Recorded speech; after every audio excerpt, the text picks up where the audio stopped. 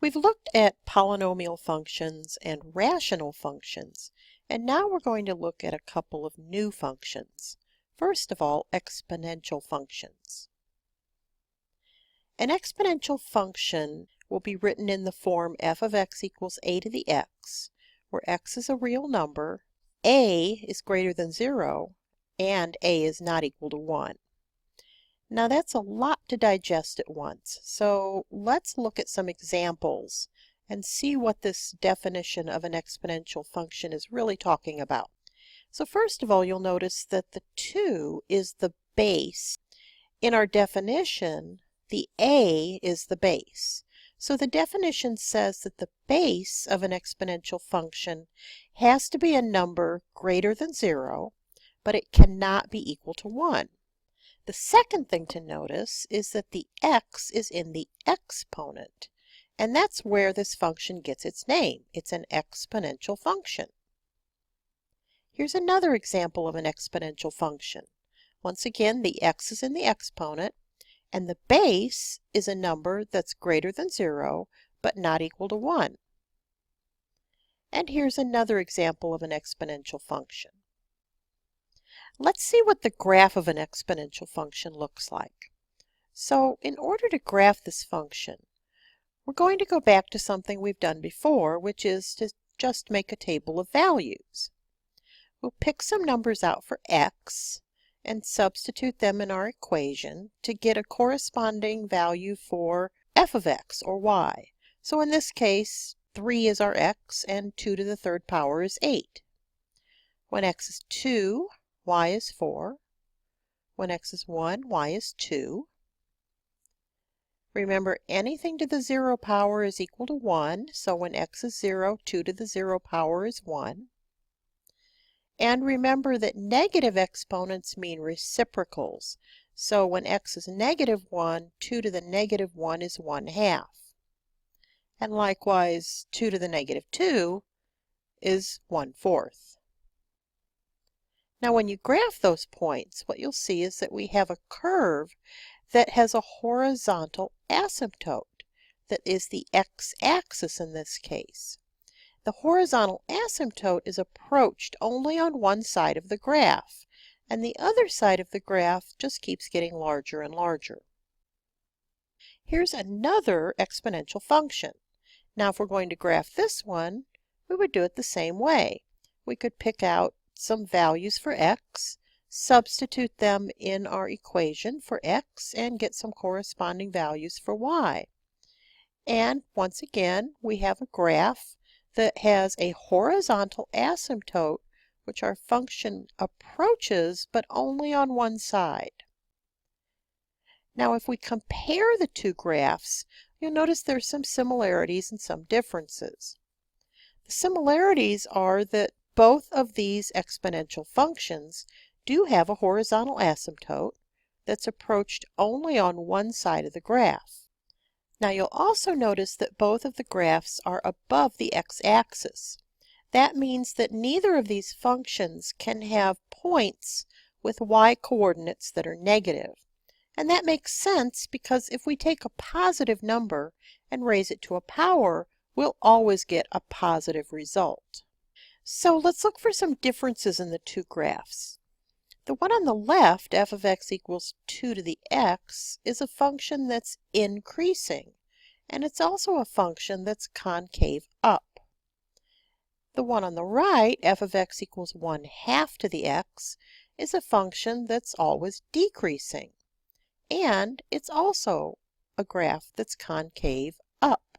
So in general, what you'll see is that the graphs of exponential functions look like one of these two graphs. In fact, if the base of that function is between 0 and 1, your graph's going to look like the one on the right. And if the base is greater than 1, your graph's going to look more like the one on the left.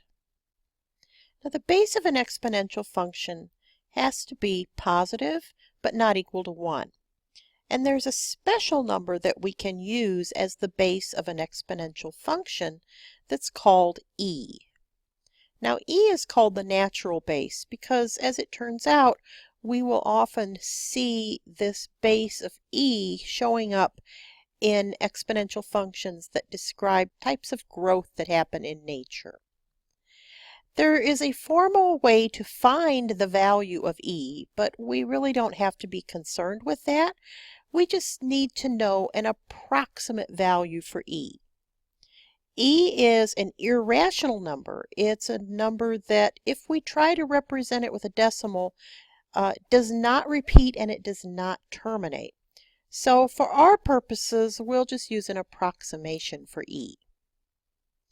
Which means if we're going to find some points that are on the graph of f of x equals e to the x, what we'll do is use an approximation of e, and we will raise it to the power that we have chosen for the x coordinate for each of these points. When we graph those points, not surprisingly, we do get a curve that looks like an exponential function. Since e is a number that's bigger than 1, this looks a lot like the curve that we graphed when we graphed f of x equals 2 to the x. Now, when it comes to derivatives of exponential functions, the only ones that we're going to be interested in taking the derivatives of are the natural exponential functions. So we need to have a derivative rule for how to take the derivative of this natural exponential function. And as it turns out, this is the easiest derivative rule that there is. If f of x equals e to the x, then f prime of x equals e to the x. We're also going to need to extend this rule for exponential functions which have more than just an x in their exponent, where they have some sort of function of x in their exponent. And in this case, what we'll have to use is going to remind you a little bit of our extended power rule, but it's something that we call the chain rule. So it says if we're taking the derivative of e to a power, and that power is a function of x, that will equal e to the power times the derivative of the power. Now it'll make a little more sense if we look at some examples. So let's say our function is y equals 5e to the x, and we'd like to take the derivative of that function. Well, 5 is just a constant, so the derivative is that constant of 5 times the derivative of e to the x, which is e to the x. So the derivative of y is 5e to the x. Now this one's a little more complex. Y is e to the 7x. So to take the derivative, we will say that the derivative of e to the 7x is e to the 7x, but the exponent is more than just an x. It's a 7x, so we have to take that times the derivative of 7x, which is 7. That's our chain rule. And usually we write these expressions with this constant of 7 out in front of the e, so y prime in this case is 7e to the 7x. So how about if y equals 8e to the x cubed? Well, the derivative of that would still be 8e to the x cubed, but now it's going to be times the derivative of the exponent. The derivative of x cubed is 3x squared. And if we rewrite that so that we have the 8 times 3x squared out in the front, we would have y prime equals 24x squared times e to the x cubed. Now all of the derivative rules we've used so far are still fair game when we're taking derivatives of functions that have these exponentials in them. And in this case, what we need to notice is that we have a product. We have an x squared times e to the x. So to take the derivative of this function, we'll have to use our product rule. So we could start that off by saying we'll take the derivative of the first factor, derivative of x squared, times the second factor, so times e to the x, and then plus the first factor times the derivative of the second factor, so plus x squared, the first factor, times the derivative of e to the x, which is still e to the x. Now think about what derivative rule we've already used before we'll have to use here. This is going to have to be our quotient rule. So to take the derivative, we'll start by saying we need the denominator times the derivative of the numerator. So the denominator is x cubed times the derivative of e to the x, which is still e to the x, and then minus the numerator times the derivative of the denominator. So the numerator is e to the x times the derivative of x cubed, which is 3x squared, and that's over the denominator squared. Now we could probably do a little bit of simplification here if we notice that we have a common factor of x squared in both of the terms in the numerator, and because we have 6 factors of x in the denominator, we can certainly simplify this fraction to x e to the x minus 3e to the x over x to the 4th. Now this one's going to require the chain rule as well. If we want to take the derivative of e to a power, we know that we're going to get back e to the power, but now times the derivative of the exponent. And the derivative of the exponent is 2x plus 4. We could rewrite that by just putting the 2x plus 4 in front of the e to the power. How about this one? What are you noticing? Well, we've got something to a power, so we'll definitely be using our power rule on this. So to take our derivative, we'll bring that 4 down in front, times our base to 1 less power, and now times the derivative of the base. So the derivative of e to the x to the 5th is e to the x to the 5th times the derivative of the exponent, which is 5x to the 4th. And now we need the derivative of the rest of our base, so the derivative of 3x is 3. Now the only thing we're going to do at this point is do a little bit of rewriting of the first term inside that last set of parentheses. We have e to the x to the 5th times 5x to the 4th, and we would probably see that written with the 5x to the 4th in front of the e to the power. So let's review something else that we saw way back at the beginning of the semester, and that's the idea of what a function is. So if we have a function, we can think of it as mapping a set of values to another set of values, and we use this idea of an arrow diagram to represent that. If we have a domain and a range for this function, we can decide how the domain maps to the range. And in this case, each domain value would have to get tripled to give us a corresponding range value. Now, what if we'd like to describe what happens to go backwards, to go back from the 6 to the 2, or back from the 15 to the 5? Well, in that case, we'd have to come up with another function, which in this case could be something like g of x equals 1/3 times x, because 1/3 of 6 is 2, and 1/3 of 15 is 5, and 1/3 of 24 is 8.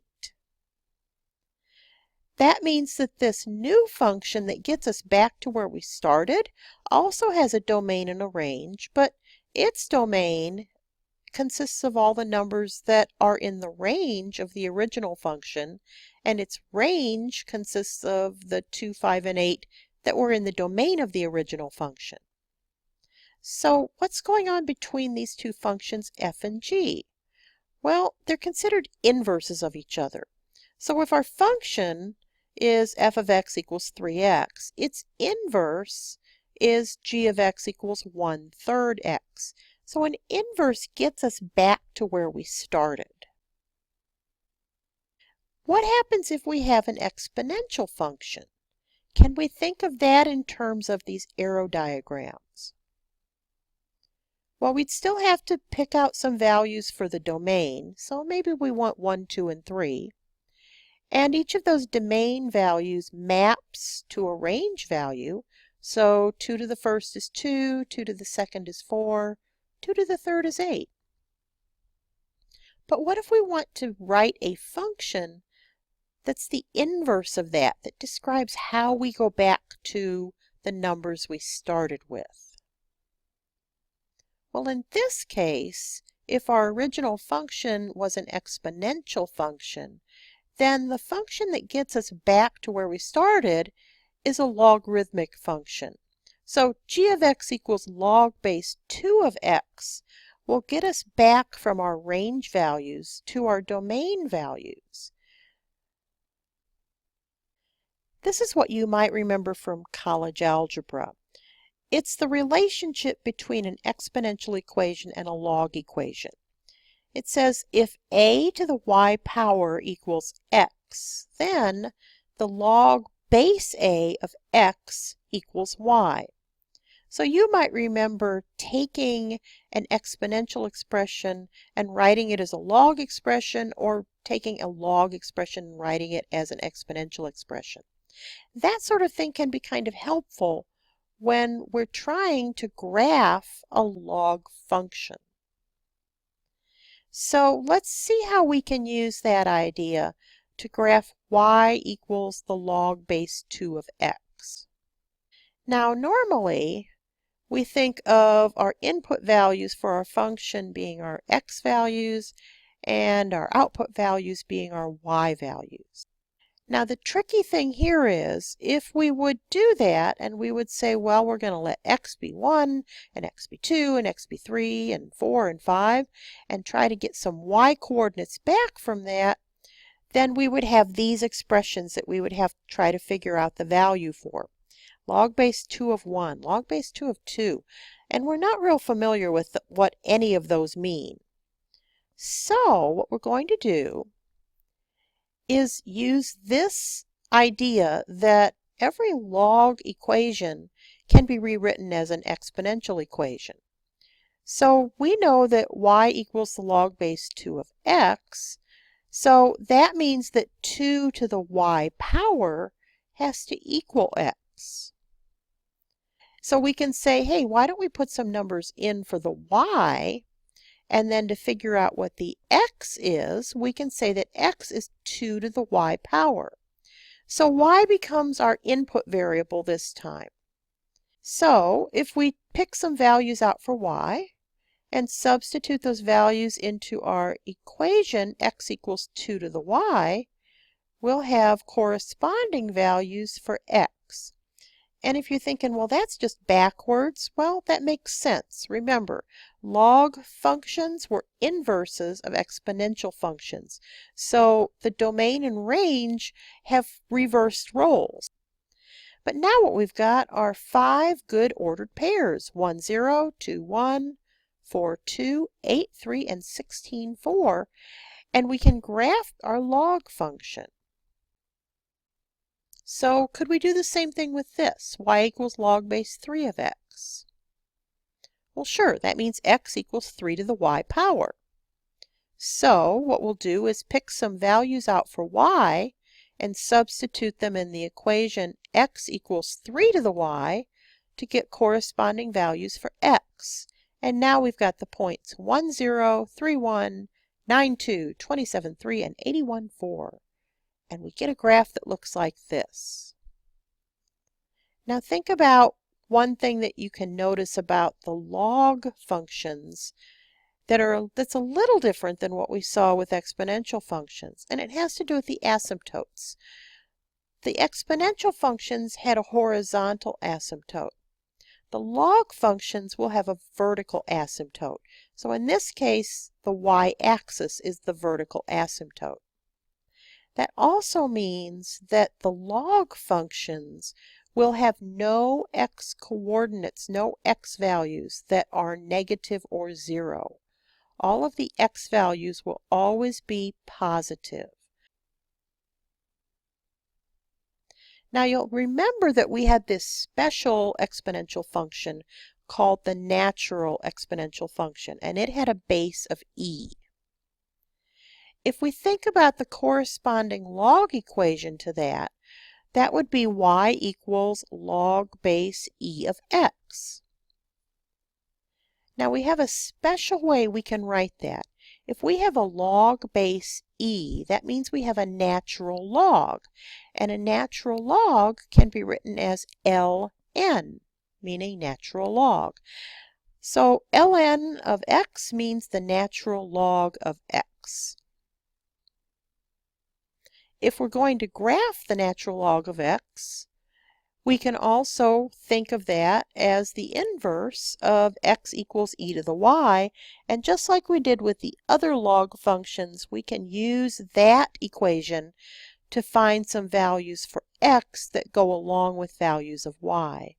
And then we can graph the ordered pairs that we get from those corresponding x and y values. So let's talk about the derivative of the natural log function. If we have a function that's equal to the natural log of x, then the derivative of that function is 1 over x. So if we want to find the derivative of this function, 5 times the natural log of x, that will equal 5 times the derivative of the natural log of x, which is 1 over x. And 5 times 1 over x is 5 over x. If we want to find the derivative of x cubed times the natural log of x, we need to notice that that's a product. So we'll need to use our product rule. So we could say, well, we'll take the derivative of the first factor. The derivative of x to the third is 3x squared times the second factor times the natural log of x, plus the derivative of the second factor, the derivative of natural log of x, which is 1 over x, times the first factor, times x to the third. And we could certainly rewrite that second term by multiplying 1 over x times x to the third, so we could get an x squared for our second term. And this function is a quotient, so we'll have to use our quotient rule.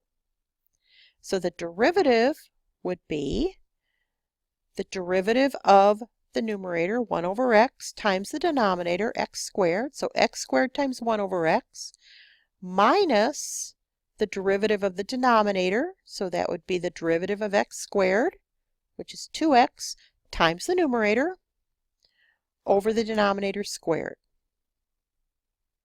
Now we can do a little bit of simplification. X squared times 1 over x is x. We could factor an x out of both the terms in the numerator because we have a factor of x in the denominator as well, so we can simplify our fraction to this. Now, just like with those exponential functions, we may need to use the chain rule to take our derivatives.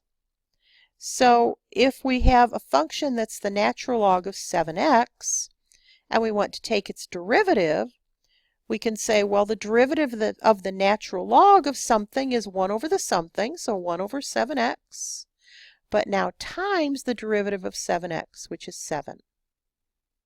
And that would simplify to just 1 over x. How about if our function is the natural log of x squared minus 5? Well, to take the derivative of that, we would need 1 over the x squared minus 5, but now times the derivative of the x squared minus 5, which is 2x. And we could certainly rewrite that as one fraction. How about this one? We certainly see a power there, that fifth power, so we need our power rule. So that derivative would be 5 times our base to 1 less power, but now times the derivative of the base, the derivative of the natural log of x to the 7th. So the derivative of the natural log of x to the 7th is just 1 over x to the 7th, but that's times the derivative of the x to the 7th, which is 7x to the 6th.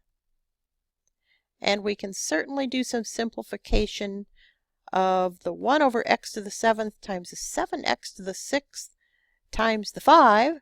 So that would simplify to 35 times the natural log of x to the 7th to the 4th all over x.